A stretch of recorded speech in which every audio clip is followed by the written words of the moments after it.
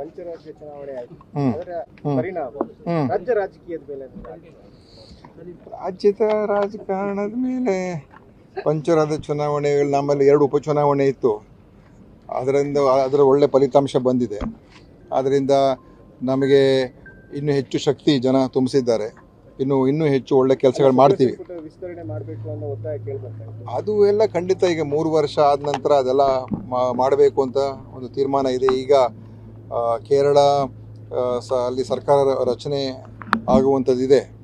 ಆ ಸರ್ಕಾರ ರಚನೆ ಆದ ನಂತರ ಬಹುಶಃ ಕರ್ನಾಟಕದ ಬಗ್ಗೆ ನಮ್ಮ ವರಿಷ್ಠರು ಏನೇನು ತೀರ್ಮಾನ ತಗೊಳ್ಬೇಕು ಅದನ್ನು ಖಂಡಿತವಾಗಿ ತಗೊಳ್ತಾರೆ. ಒಂದು ಕಡೆ ಜಾರಕಿಹೊಳಿ ಅವರು ಒಂದು ಕಡೆ ತಮ್ಮ ಪ್ರಯತ್ನಗಳನ್ನು ಮಾಡ್ತಾ ಇದ್ದಾರೆ, ಇನ್ನೊಂದು ಕಡೆ DK ಶಿವಕುಮಾರ್ ಮಾಡ್ತಾ ಇದ್ದಾರೆ. ಇಲ್ಲ, ಏನು ಪ್ರಯತ್ನಗಳು ಯಾರು ಏನೇನು ಮಾಡ್ತಾರೆ ನನಗೆ ಗೊತ್ತಿಲ್ಲ, ಆಯಿತಾ.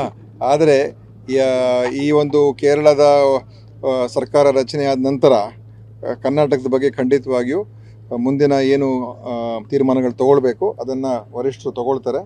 ಮತ್ತು ಸಚಿವ ಸಂಪುಟದ ವಿಸ್ತರಣೆ ಇದೆಲ್ಲವೂ ಕೂಡ ತೀರ್ಮಾನ ಆಗ್ತದೆ. ಈ ತಿಂಗಳ 15ಕ್ಕೆ ಖುಷಿಯ ಒಂದು ಸುದ್ದಿ ಬರುತ್ತೆ ಅಂತ DK ನೋಡಿ, ಸುರೇಶ್ ಅವರು ಹೇಳಿದ್ದಾರೆ. ಅದೆಲ್ಲ ನನಗೆಲ್ಲ ಗೊತ್ತಿಲ್ಲ. ಯಾಕಂತ ಹೇಳಿದ್ರೆ ನನಗೆ ಇರುವಂಥ ಮಾಹಿತಿ ಪ್ರಕಾರ ಯಾರೂ ಕೂಡ ಯಾವ ಒಂದು ದಿನಾಂಕವನ್ನು ನಿಗದಿ ಮಾಡೋದಕ್ಕೆ ಸಾಧ್ಯ ಇಲ್ಲ.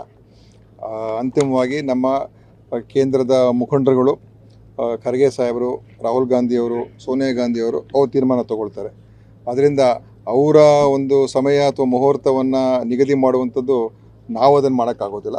ಅವರಿಗೆ ಆ ವಿವೇಚನೆಗೆ ಬಿಟ್ಟಿರುವಂಥದ್ದು. ಸರಿ, ನದಿ ಪಾತ್ರದ ಸರ್ವೆ ಮಾಡಬೇಕು ಅಂತ ನೀವು ಅದಕ್ಕೆ 1 ಕೋಟಿ ರೂಪಾಯಿ ಅನುದಾನ ಕೊಟ್ಟಿದ್ದೀರಿ, ಯಾವ ಹಂತದಲ್ಲಿ? ನಾನು ಅದನ್ನು ವಿಚಾರಿಸ್ಬಿಟ್ಟು ಹೇಳ್ತೀನಿ. ನೀವು ಕೇಳಿದ ತಕ್ಷಣ ನನಗೆ ಹೇಳೋಕ್ಕಾಗ್ತಾ ಇಲ್ಲ. ಆದರೆ ಅದನ್ನು ಒಂದು ಏನು ಮಾಸ್ಟರ್ ಪ್ಲ್ಯಾನ್ಗೆ ಮಾಡೋದಕ್ಕೆ ನಾವು ತೀರ್ಮಾನ ತೊಗೊಂಡಿದ್ದೀವಿ.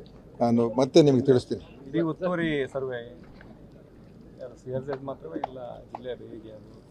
ನಾನೆಲ್ಲ ತಿಳ್ಕೊಂಡು ಮತ್ತೆ ಆಮೇಲೆ ಹೇಳ್ತೀನಿ.